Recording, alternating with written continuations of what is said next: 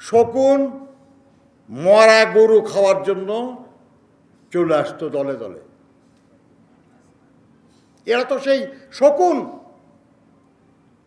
তারা দুস্থ মানুষের রক্ত মাংস কুড়ে কুড়ে খেয়েছে।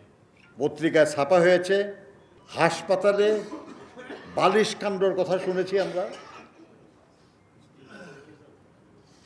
পর্দার কথা শুনেছি আমরা, বটির কথা শুনেছি, 250 টাকার সুচ 25,000 টাকা কেনার কথা শুনেছি আমরা।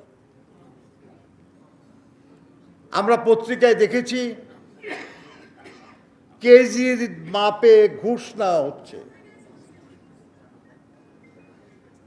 গোনার সময় নাই, গোনার অসুবিধা।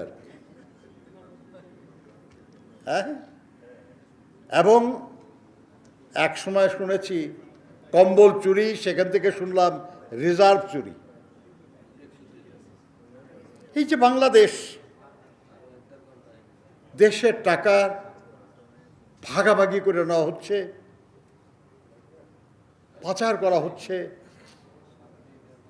নিঃস্ব করা হচ্ছে দেশটাকে।